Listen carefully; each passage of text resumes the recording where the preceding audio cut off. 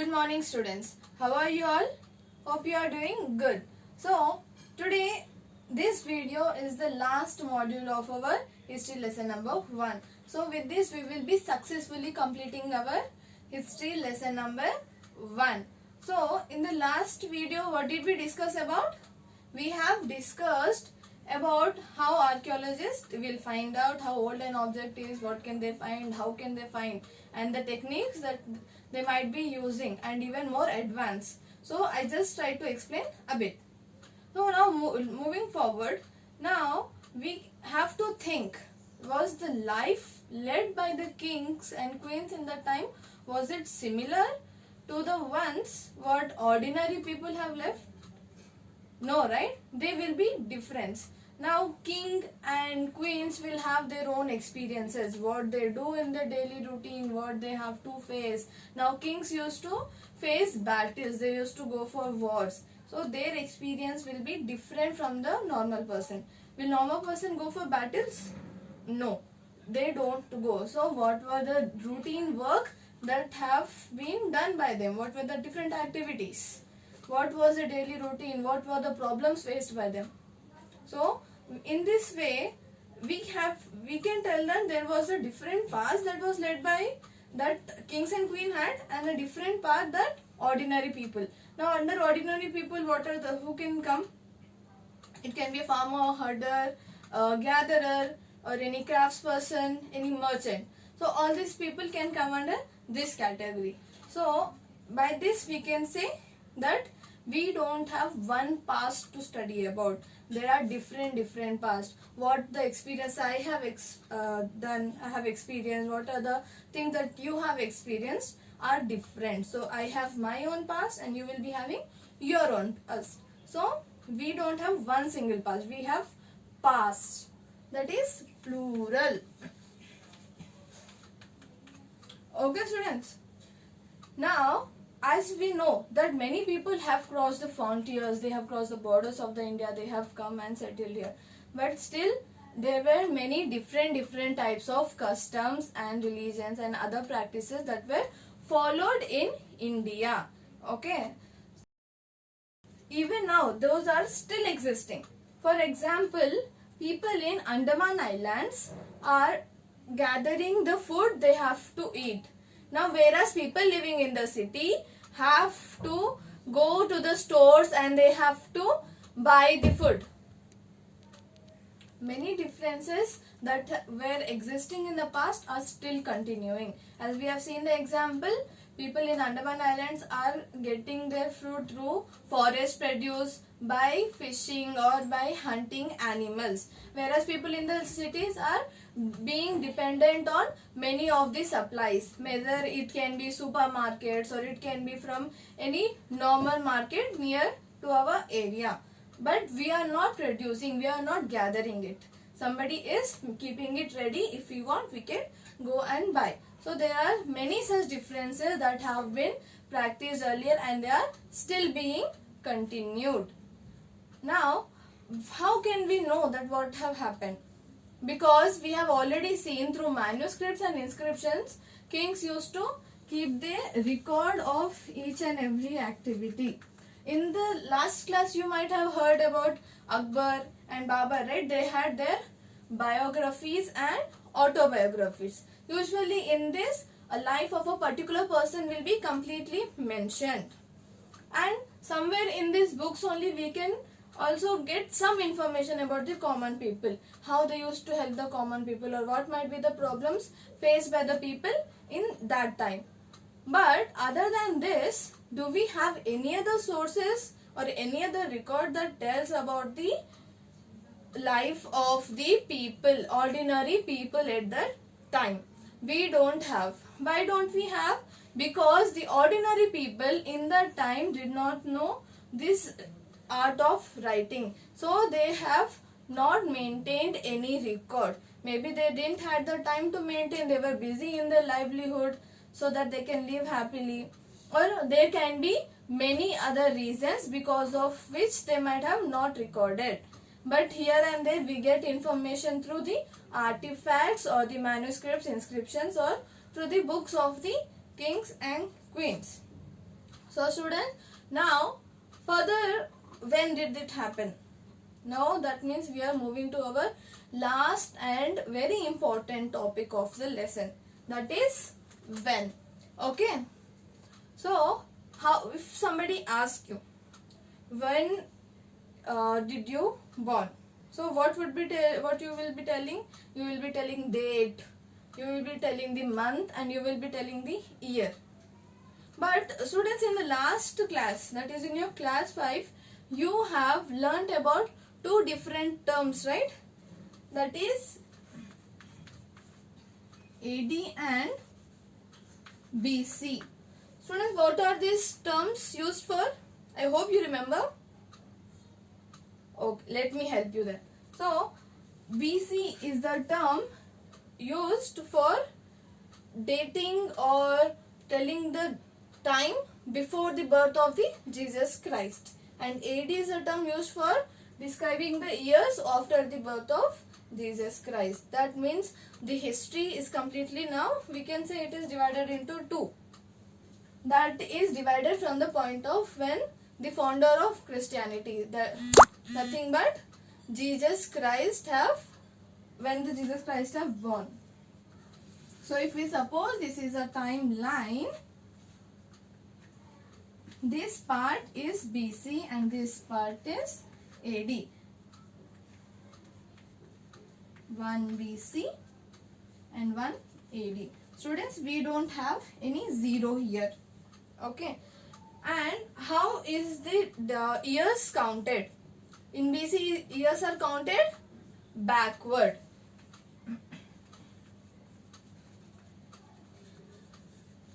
That means if it is 1 year, then previous one would be 2. Here it will be 3. It will be 4, 5 and so on. And here 2, 3, 4, 5, 6. That means it is here forward. Understood, students? Now there might be many reasons why they have started counting the years before the birth in backward and after the birth forward. But logical thing what I still understand is, here why didn't we start, or here we don't have a particular number. It can be 1000, 10,000. We don't know that actually when the life have started on the earth. If we have a particular very strong proof that life have started about 5,100 years ago, then we can date that year 5000. Then we can go back, or we can start from here. So we don't have any particular source to tell when the life have exactly started, and when the people used to use stones and all, we don't even have any writing scripts one, because they didn't knew how to read and write, no?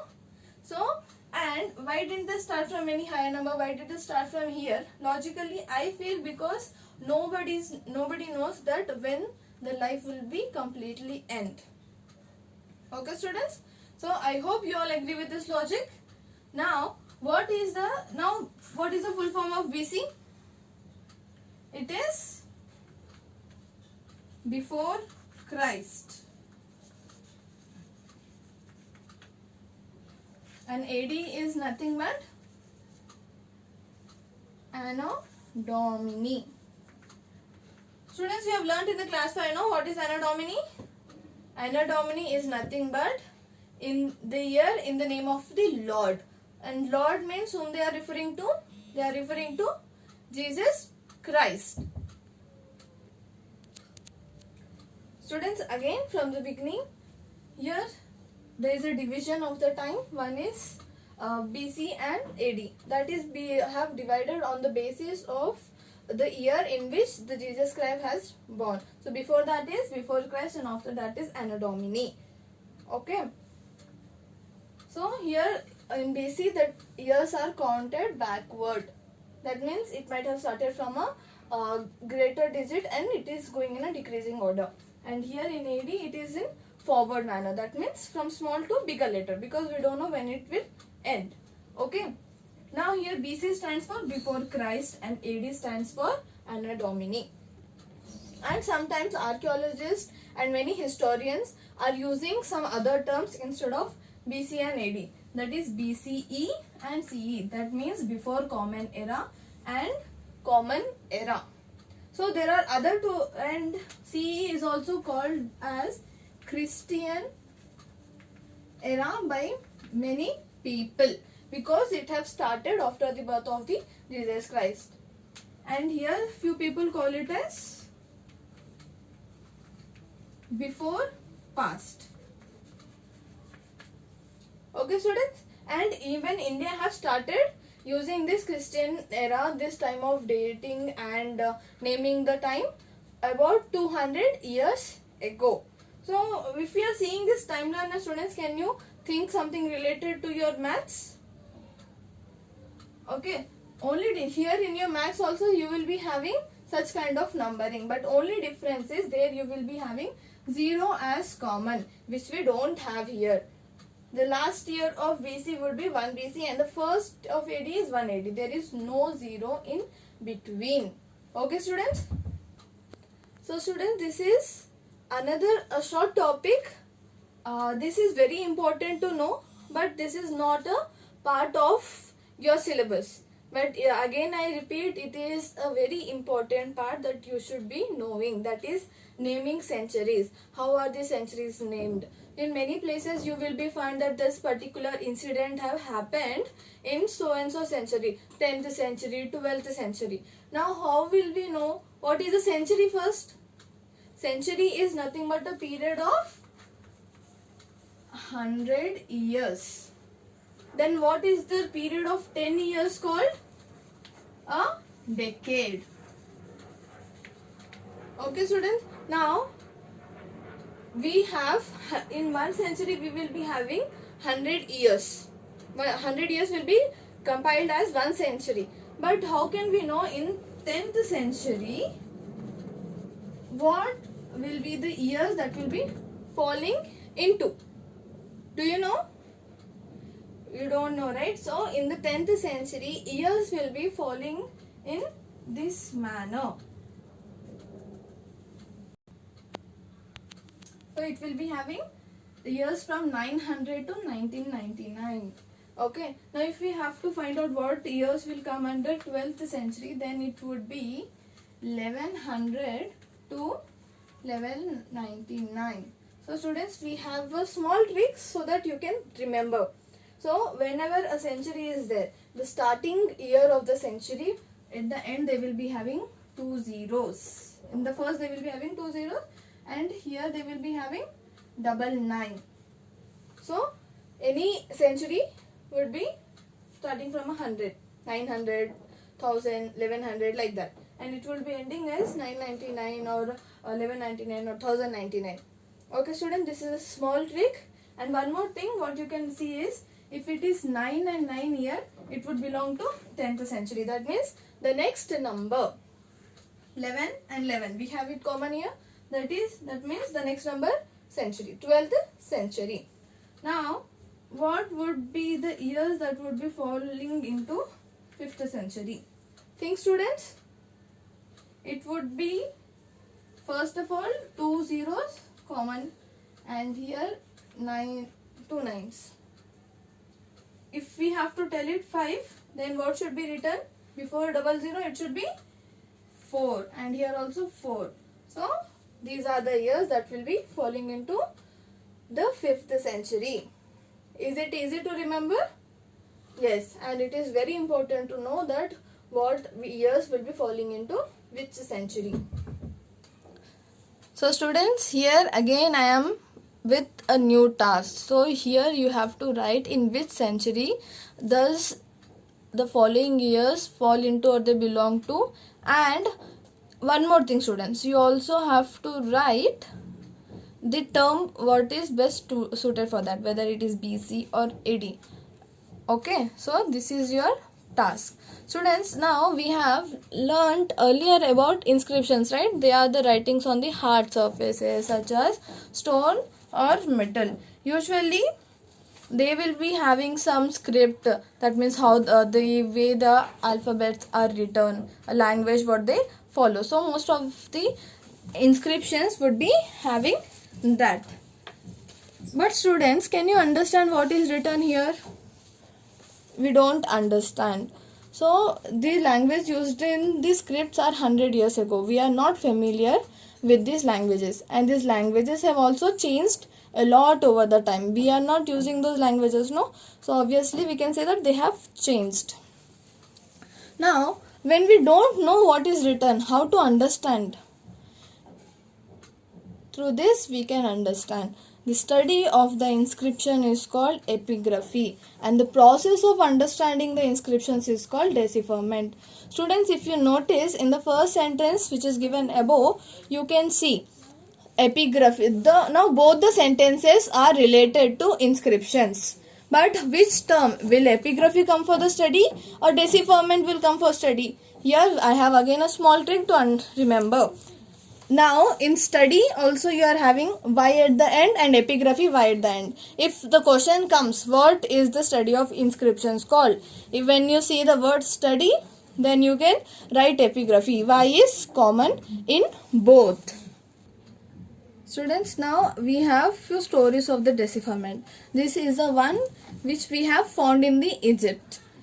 So there is this town called Rosetta into the north coast of the Egypt, and an inscription stone was found here, and that inscribed stone has found in 3 different languages. That means on the stone whatever was mentioned was written in 3 different languages, and those 3 different languages one was Greek and 2 were different forms of Egyptian language.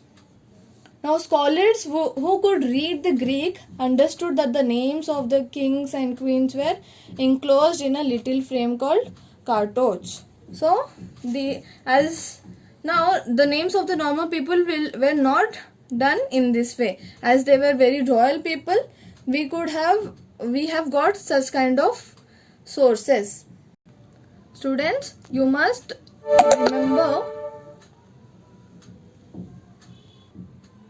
remember the important terms that are coming into the lesson: epigraphy, decipherment, inscriptions, manuscripts, cartouche. So you all have to remember these terms. They are very, very, very important. Now, would you like to know how these Greek scholars would have tried to understand what were written on the inscription? We will see. They have started placing the Greek and Egyptian signs side by side and try to identify the sound of the letters. So even now in English and Hindi, Telugu, we will be having similar sounding letters, right? So in that way, they have also placed Greek and Egyptian signs and then try to identify the sound. Okay, so here you can see that a knot kind of object is represented for O and a lion for L. So these are the different signs. Now students, one more task. Now you have to try to write the names and other words using these hieroglyphic alphabets. So these alphabets are from Egyptian language. So now you have to try to write this, your names or any other thing in this hieroglyphic alphabet. Okay students? Students, now we have successfully completed our history lesson number 1. So in the last video I have asked you a question, students, how did we number the years? So here when we are talking about the dates AD, BC or the naming of the centuries. So hope you will be able to understand how were the numbers or the years named at that time. Okay students, and in this lesson we have discussed about the 4 important concepts related to our past. First is what, where, how and when. What can we know? Different things about the past: lifestyle, occupations, or their food habits or the practices. So next coming where. From where can we find? From the places where they have resided. They were both in the hills and near the plain areas. And how? What are the sources? We can find through the excavation done by the archaeologists, and we have seen how they will be studying. Not exactly, but a little close to them. And when? From when did it all started? When did it happen? So hope you all might have understood the lesson. Now we will be meeting in the next video with a new lesson. Goodbye students.